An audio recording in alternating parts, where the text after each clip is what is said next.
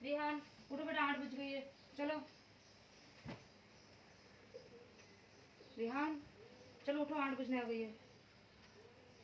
हे guys, नमस्ते and welcome welcome back to my new vlog. तो आज अगेन मैंने अपने वीडियो की स्टार्टिंग करी है सुबह से।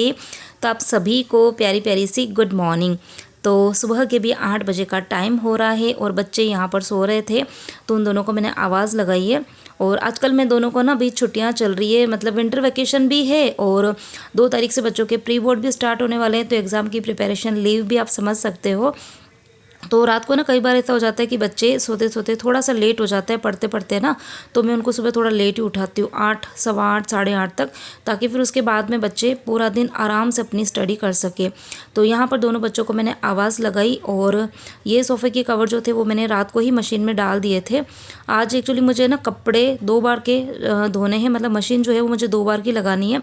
तो जब भी मशीन मुझे 2 बार चलानी होती है ना, तो फिर मैं रात को कुछ कपड़े जो मुझे धोने होते हैं ना वो मैं मशीन में डाल देती हूँ।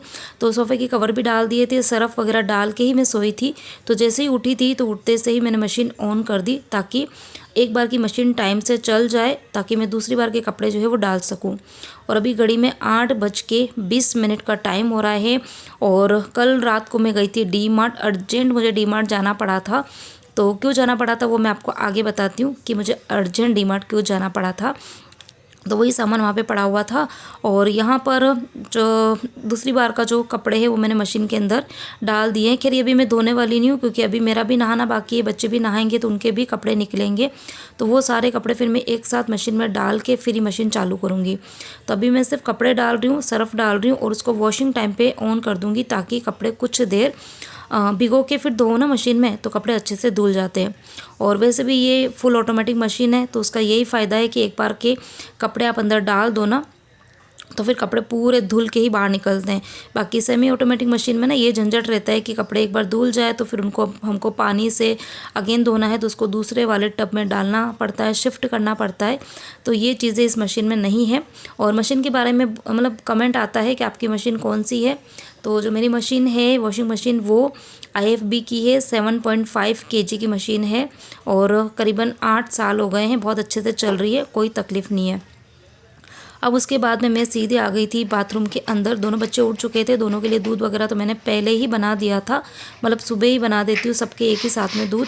तो वो मैंने गर्म करके और छान के रख दिया, तो बच्चे अपना दूध वगैरह पीते रहेंगे। और यहाँ पर ये जो सोफ़े के कवर थे ना वो तो मैंने मशीन में धो दिए थे, लेकिन कुशन कवर मैं हाथ से धोती हूँ। और बाकी जेंट्स आपके जो शर्ट वगैरह होते हैं ना लाइट कलर के होते हैं, तो उनको भी मैं हाथ से धोती हूँ। तो वो मैंने भिगो दिए थे सुबह सुबह ही, तभी बस इनको धोऊंगी और उसके बाद में फिर मैं नहा के और फिर आप सबसे मिलती हूँ।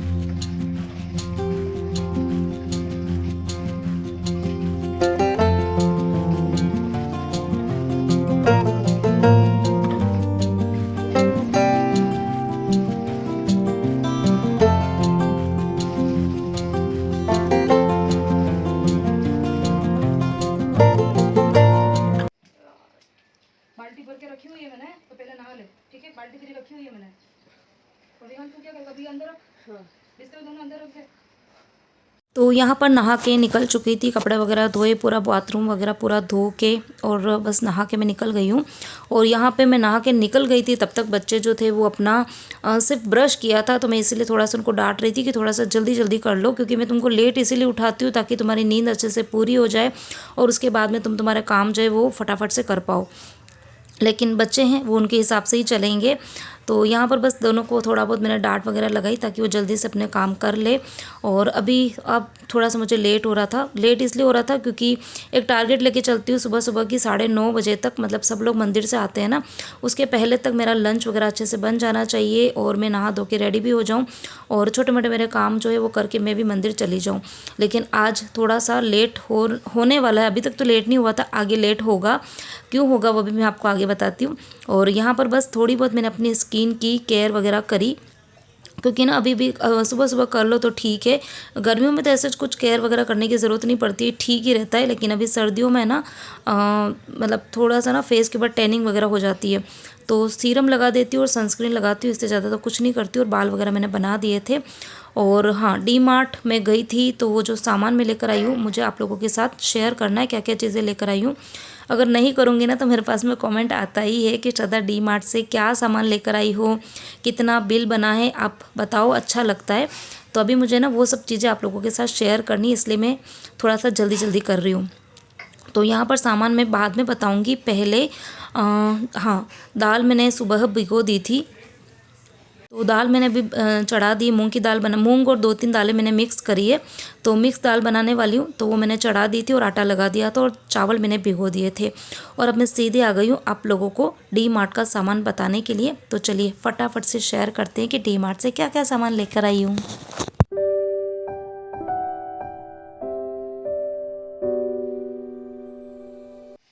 तो ये है सारा का सारा डी मार्ट का मेरा मंथली ग्रोसरी का सामान आप बोल सकते हो। और बिल आप लोग पूछते हैं कि बिल जो है वो कितना बनता है, तो वही है कि हमेशा अलग अलग बिल बनता है। इस बार जो बिल बना था वो बना था 5,500 का, जिसमें इस बार तेल जो था वो मैं नहीं लेकर आई हूँ क्योंकि तेल का डब्बा मैंने ऑनलाइन मंगा दिया था। और बाकी इस बार है ना दालें मैं बहुत सारी लेकर आई हूँ क्योंकि बहुत सारी दालें ख़त्म हो गई थी। ठीक है, तो चलिए स्टार्ट करते हैं। तो यहाँ पर सबसे पहला जो ये पैकेट है ये है शक्कर का, जिसमें मैं 5 किलो शक्कर लेकर आई हूँ। और यहाँ पर ये जो 2 पैकेट है इसके अंदर है चावल। तो इसके अंदर है बासमती टुकड़ा जो कि मुझे मिला था 67 रुपीज़ के का।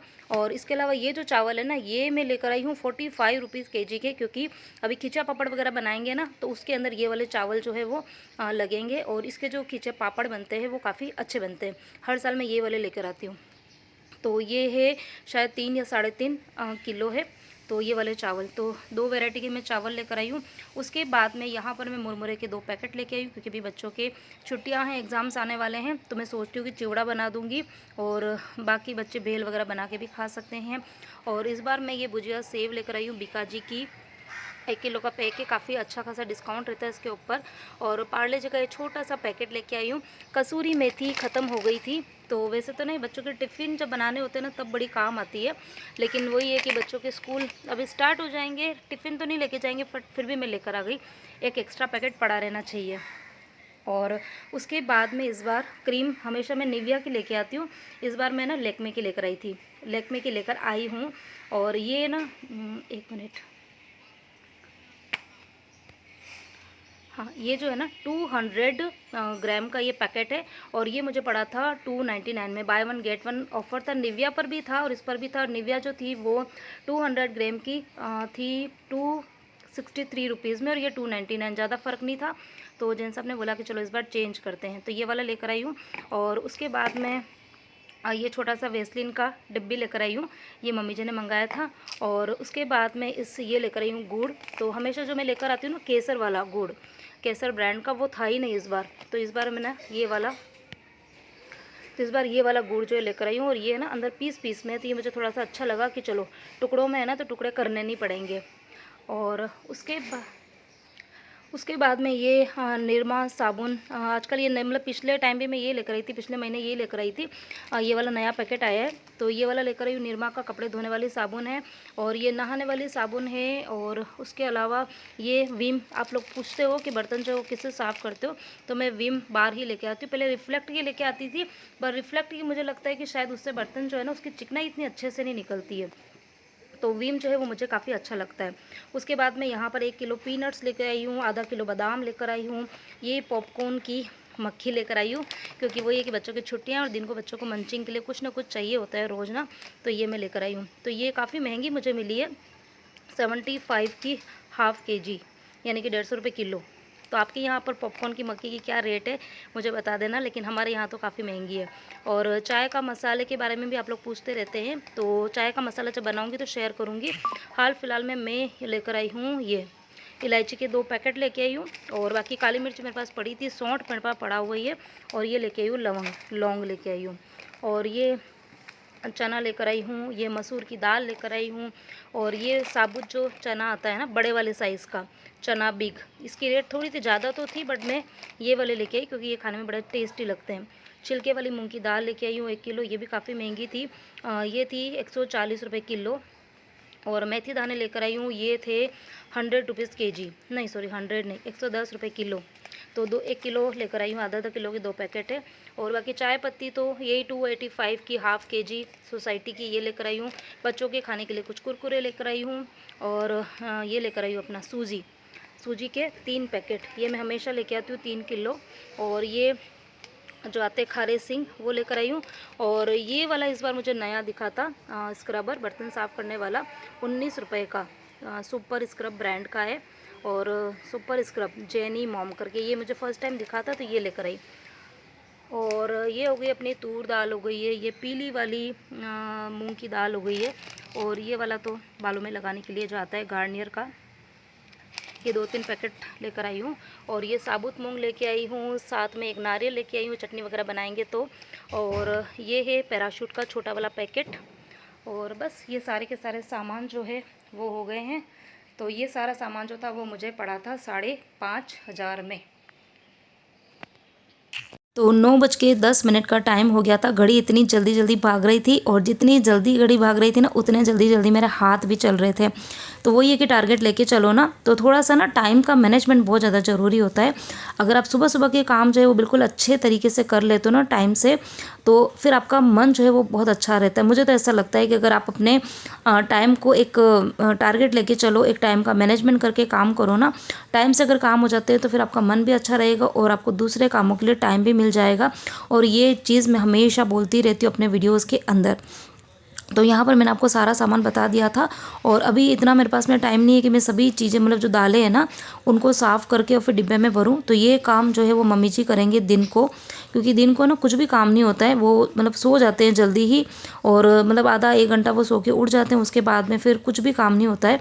तो मैं सोच रही थी कि ये वाला काम है ना, मैं उनको बोल दूँगी, वो दिन को आराम से बैठ के कर लेंगे। तो जितनी भी दालें हैं वो मैं फिर से बैग के अंदर भर दूँगी। अभी मैंने सिर्फ आपको बताने के लिए, पहले तो मेरा ये मन था कि मैं ना ये डीमार्ट का जितना भी सामान है ना वो दिन को आराम से भरूंगी, लेकिन अभी मुझे आप लोगों को बताना था, तो मैंने पूरी दुकान यहाँ पे लगा दी थी। फिर मैंने सोचा कि चलो दुकान लगाई है तो फिर थोड़ा बहुत तो समेट ही देते हैं इस दुकान को। तो जो चीज़ें मुझे अभी ना रिफ़िल नहीं करनी है ना, तो उनको मैंने ना पैकेट खुलानी है, उनको ये बड़े वाले जो कंटेनर है इसके अंदर मैं रखती हूँ। तो मैंने आपको पहले भी बताया हुआ है कि जो एक्स्ट्रा सामान होते हैं जो कि अभी रिसेंट में काम में नहीं आने वाले, तो उनके लिए मैंने ये 2 कंटेनर रखे हुए हैं, इसके अंदर मैंने इसके अंदर भर दिए हैं। और बाकी कुछ चीज़ें खाली भी हो गई है, ख़त्म हो गई है मतलब ना, तो उनको मुझे अभी रिफ़िल करना पड़ेगा। जैसे कि नमक ख़त्म हो चुका था, और अभी जो ये भुजिया से मैं लेकर आई थी, तो ये भी मैं सोच रही हूँ कि खाली कर देती हूँ थोड़ी बहुत, पूरी नहीं करूँगी, आधी कर दूँगी। और बाकी दालें वाले तो मम्मी जी दिन को साफ़ करके डिब्बे के अंदर भर देंगे। तो यहाँ पर बस फटाफट से ये काम कर रही हूँ। अच्छा, फटाफट से मुझे कमेंट याद आया, कल कमेंट आया था मेरे पास में कि श्रद्धा तुम्हारे सारे काम फटाफट ही होते हैं क्या? तो यार है ना, सबका एक कुछ कुछ वर्ड ऐसे होते हैं ना जो हमारे मुंह पर, मतलब सबके आते हैं, सबके कोई ना कोई फिक्स वर्ड होते हैं। जैसे कि मेरे मुंह पर शायद मैं वीडियो वॉइस ओवर करती हूँ ना, मुझे खुद को पता नहीं होता है, तो मेरे मुंह से शायद ये फटाफट वर्ड बार बार निकलता है। तो जब कमेंट आया था ना, तो मैंने अपने वीडियो को देखा तो सही में मुझे लगा कि हाँ, ये फटाफट वर्ड मेरे मुँह पर बहुत ज़्यादा आता है। तो इसका कुछ नहीं कर सकते, कितना भी करूँगी पता नहीं। आज के वीडियो में भी मैंने कोशिश करी होगी, लेकिन फिर भी ये वाला वर्ड बार बार आया ही होगा। तो कोई बात नहीं, सबके अपने अपने कुछ होती है, चीज़ें होती है ना, नेचर होता है, और कुछ डिफ़ॉल्ट वर्ड्स होते हैं जो कि मुंह पर आने ही वाले हैं। तो आप लोग बस मैनेज कर लेना। तो चलिए फटाफट से मैंने जो ये नमकीन थी भुजिया से वो मैंने भर दी, आधी भरी, क्योंकि एक साथ में पूरी भर दूंगी ना तो फिर बच्चे 10 बार डिब्बा खोलते हैं ना, तो फिर वो नमकीन है ना सॉफ्ट हो जाती है। तो आधी मैंने भर दी है, बाकी आधी जो है वो दूसरे बड़े डब्बे में भर दूंगी। यहाँ पर नमक जो था वो मैं सेंधा नमक लेके आती हूँ, रॉक सॉल्ट, तो वो भी मैंने भर दिया है। 2 लेकर आई थी 2 किलो, तो 1 किलो मैंने भर दिया। 1 किलो में जो एक्स्ट्रा डिब्बा है ना उसके अंदर रख दूँगी। और उसके बाद में जो पीनट्स थे वही मैं देख रही थी कि पीनट्स जो है वो है, अगर नहीं है तो उसको भी भर देती हूँ। लेकिन फ्रीज़ के अंदर देखा तो आधा डिब्बा भरा हुआ था, तो उसको भी मैं रिफ़िल नहीं करूँगी। बाकी जो बिस्किट वगैरह है, कुरकुरे हैं, ये मैंने यहाँ पे जो बच्चों के स्नैक्स वाले डब्बे हैं उसी के अंदर भर दिए हैं। और चाय पत्ती जो पुराना वाला जो पैकेट था उसके अंदर थोड़ी सी पड़ी हुई थी, तो वो भी मैंने जो रूटीन वाला डब्बा है उसके अंदर भर दी है। तो माय गॉड, बहुत सारे काम जो है वो सुबह सुबह हो जाते हैं। और अभी घड़ी जो थी वो मैं देख ही रही थी, 9:20 या 25 मिनट का कुछ टाइम हो गया था। बहुत जल्दी जल्दी करने की कोशिश कर रही थी, लेकिन फिर भी 10 से 12 मिनट मुझे लग ही गया था। तो अभी 9:25 मिनट का टाइम हो रहा है और अब मैं करूँगी जल्दी से लंच की तैयारी। तो लंच के अंदर एक तो मैं मिक्स दाल बनाने वाली हूँ। तो मैंने मूंग की दाल, तुअर की दाल और थोड़ी सी उड़द की दाल, ये 3 दालें मैंने मिक्स करके बॉईल करने चढ़ा दी थी।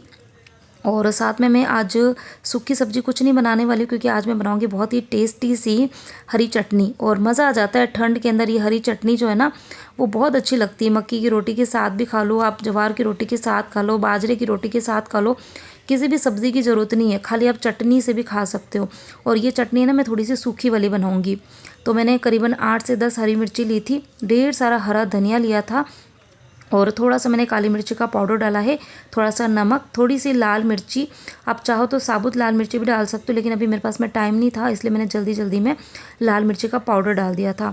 और फिर उसके बाद मैं एक नींबू का रस पूरा डालने वाली हूँ।